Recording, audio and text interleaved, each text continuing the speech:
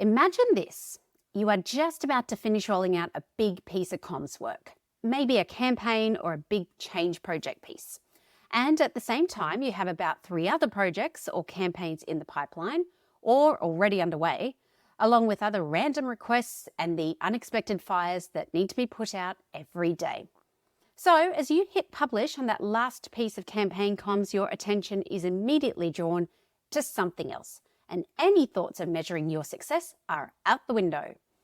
Then, about 2 months later, the CEO announces a restructure and that because of budget constraints, there will be mass redundancies. First head on the chopping block, communications. And you find yourself thinking, why don't they see the value of what we do, especially in times like these? That, my friend, is one of the big risks we take when we don't take the time to measure and report on our communication. So, how do you even start with measuring and then showcasing that measurement? That's what today's episode is all about. Hi friend, and welcome to this week's episode of Less Chatter, More Matter. I'm your host Mel Loy, and I'm recording this on the lands of the Yagara and Turrbal people here in Meanjin, also known as Brisbane. If the intro to today's episode resonated with you in any way, you are in the right place at the right time. As comms and change professionals, or even project managers and team leaders, we know that measurement is important. So why aren't we doing it? Well, when you are a busy comms team or a solo operator, it's often hard to find the time to measure and report on your communication. We go from one thing to the next, and so on, with little time to stop and take a breath, let alone measure. And yet, it's often to our detriment. I think another reason we don't measure and report as much as we should is simply because we don't know how. It can be really challenging to figure out what and how to measure, and then how to present it in a compelling way back to other stakeholders. So in today's episode, I'm going to make it easier for you. We're going to start with understanding why we measure and report in the first place, and then I'm going to share a process with you to help you do that. So let's get into it. Let's start with the why. If you are wondering why you should spend the time measuring reporting, or you're trying to convince others why they should, there's 2 big reasons. Number 1, you need to demonstrate your value to your business stakeholders. If you want to be seen as more than a copywriting monkey or someone who just produces pretty PowerPoint packs, then you need to show that you contribute to achieving business goals, that you're helping your stakeholders achieve the things that are important to them. And you can't do that if you can't demonstrate where you've made a difference and the value that your work adds to the business. The second reason why is because if you want to be effective as a professional communicator, then we need to stay on top of our game. Measurement helps us identify trends, things that are working well that we should keep doing more of, or things that aren't working well that we should stop or change. It's all about continuous improvement. Externally, identifying trends helps us stay relevant and ahead of our competitors. And internally, we're able to respond to the needs of employees really quickly, making sure we're delivering what they need and contributing to engagement. The best performing comms teams are the teams who measure. Which brings us to the how. So these reasons why are all very compelling, but where do you start? So I'm going to take you through 5 steps to get this thing going in your business. And the first step is to start with the goals of the business, which hopefully you would have done in your annual planning anyway. But if not, now is a great time to start. So in this step, you look at your business's strategic objectives or their goals, whatever they call it, for the year.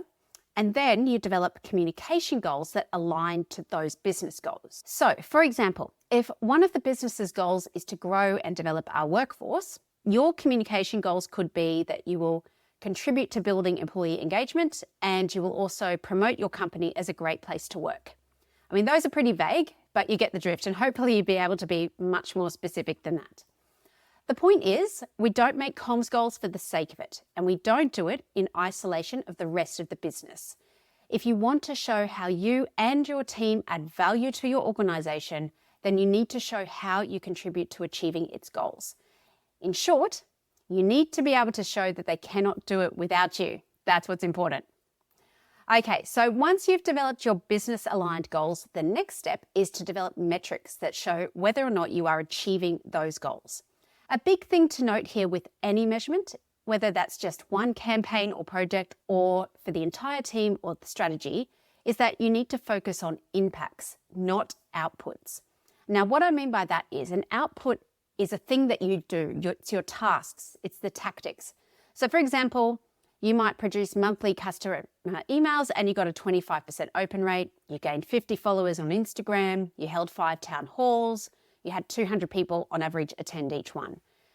That data isn't unimportant, but it doesn't demonstrate impact. So for example, maybe 200 people on average attended those town halls, but did they leave feeling like they knew more than when they went in? Did they get inspired or motivated by being there? The attendance is only a very small part of the story. Or maybe you've achieved a great open rate on your emails, but did that convert to sales and therefore contribute to business profit? I've also seen KPIs for things like, people have to produce 1 media release a week or a month or whatever. But so what? The real measure should be on the impact of that work. So for example, did it shift public sentiment and help boost your company's reputation? Are you being recognised as thought leaders? And if so, are you becoming more appealing then to potential employees? So you can see where I'm going with this. Metrics have to be more than just numbers and data. That stuff can be useful in understanding what's working well. So for example, a post with a picture of dogs in it got 5 times the amount of engagement than a post with people. So the insight might be you need to do more posts with dogs. But again, think of the impact of that work. So metrics might be, instead of just data points, it could be things like XX% improvement in perception of effectiveness of group communication.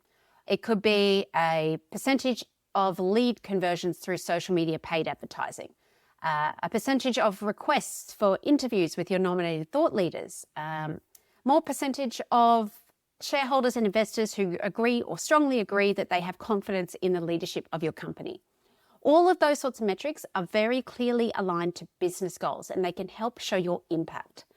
You might also be able to show financial contributions. So for example, have you saved the company money by spending less on paid media and focusing more on public relations and media activity? Has that activity contributed any dollars to the bottom line, like more inquiries to sales? And the great part about financial metrics is that they're important to your stakeholders. They are a common language among senior executives, whereas things like media sentiment might not be. Okay, so it's one thing to have those metrics, but you also need to have reliable, accurate, and a sustainable way to gather that data and feedback. So this is step 3. It's deciding how to measure. Now, in some cases, you will already have established channels like regular internal and external surveys of staff and focus groups and whatnot. And you can absolutely leverage that information.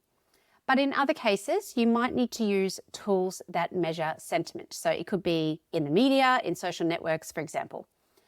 There's quite a few services out there that do that work, and a lot of it can be automated as well. Your measurement could also just be keeping old school records, like the number of requests for interviews you've had on a particular issue that your company is highlighting. And there's also insights you can draw from feedback on events like conferences, town halls, live streams, etc., etc. And again, harping back to my earlier point, just make sure you're asking questions that give you answers that demonstrate impact. So, for example, an overall rating of how was this event doesn't tell you much on impact. But if you ask a question like, now that you've attended this event, how well informed do you feel about our strategy? Then you will get a response that's much more compelling. The qualifiable data where people leave comments is also a goldmine for measurement, especially if you ask a question like, what were the 3 key messages you took away from today's event? The responses to a question like that will help you understand what kind of impact you made or if you missed the mark. So you've got your goals and you've got your metrics aligned to those goals, and you know how you're actually going to gather that data. The next step, step 4, is to get yourself into the rhythm of reporting regularly to your internal stakeholders. Top tip, do not wait for them to ask you for it because they probably won't. You need to be proactive in this space and let them know you will be sending them a snapshot every fortnight or every month, whatever it might be. But creating this rhythm with our stakeholders is important because we often need a commitment to someone else in order for us to get into the habit of doing something. So think about who you will be reporting to. And there might be a regular internal report with your own team. There could be an external report with your key senior stakeholders, for example, because who the audience is will obviously influence when and how you report, but also what you include in those reports. Now, the good part about regular reporting is that you're able to build a story over time. So, for example, we do quarterly reporting for one of our clients, and we look at the data from their 2 main social channels, along with website data and their email direct marketing to their database. And because we've been doing that for a while now, we've been able to really demonstrate good progress over time, like growth in online followers and, more importantly, growth in engagement on their social posts and reshares. And that kind of story continuously reinforces your value. Okay, the final step is to make sure you're reporting on all of this stuff effectively, and that means communicating effectively. As always, it starts with who the audience is and what you want them to know, feel, and do as a result of your reporting. So, for example, if your audience is the executive leadership team, you know they're busy, so they won't read a long report. And also, you know they're likely to be mostly interested in the metrics that impact their world or are about them individually. So your reporting needs to be short and effective and geared towards the things that are important to them. So for example, at my last corporate job, I looked after the internal comms for the CEO. And each month I would send him a 1-page report, but it would focus on his channels specifically. So for example, he had a weekly email, videos on the intranet, town hall feedback, etc., etc. He didn't need to know general stats about the intranet, for example, and quite honestly, he didn't care, and nor should he. I would, however, include a snapshot of topics that were trending internally and externally so he could stay across that. And when you do bring in that sector or industry insight into your reporting, you're able to also demonstrate your business acumen. That is so powerful as a communicator because it helps to show that not only do you understand the world your business operates in, but also that you're well positioned to be a strategic advisor. Now, if you're reporting to a bigger group than just one C-suite executive, you could be a little more general, but I would still list the business goals and your measurement aligned to each of those to really make the point that you are contributing to this business's success. Other things to consider including are things like, as I said, business and industry insights, trends you're noticing in your data, what's coming up that they need to be aware of, and any recommendations or actions required. I would also have, and this, either at the top of the report or in the cover email or paper, the top 3 key takeaways from your report. And that way, if they're super busy or they just can't be bothered reading your report, they will at least get the key messages. But again, make sure they focus on that business impact. And when it comes to actually designing the report, the more visual, the better, because A, it helps people get a quick and easy understanding of the outcomes you've achieved, but also B, when it's a 1-page visual, execs lap that up. They carry it around with them to show other people, they put it on the wall, but it keeps you top of mind for all the right reasons.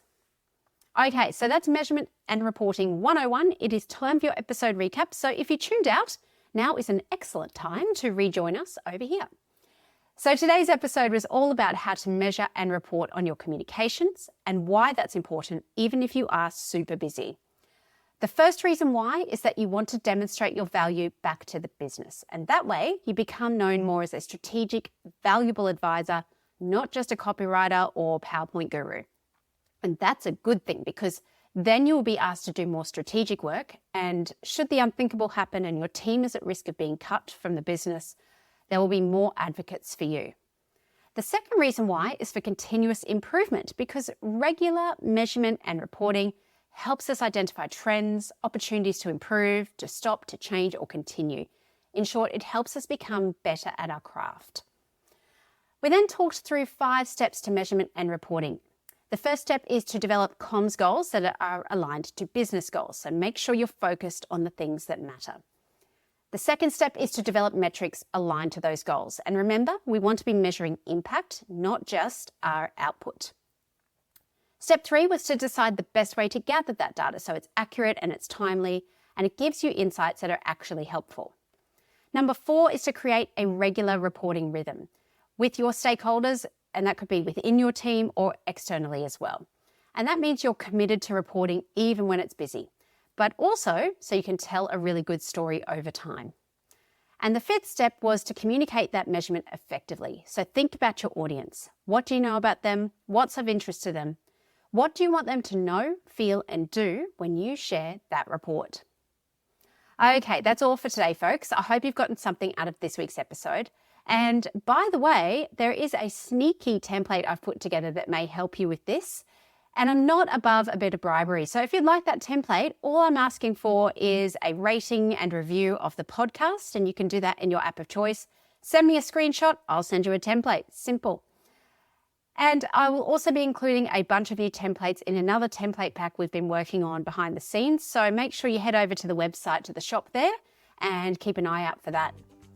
As always, you can stay tuned by following Hey Mel and myself on LinkedIn, and sign up to our fortnightly email. All those links are in the show notes.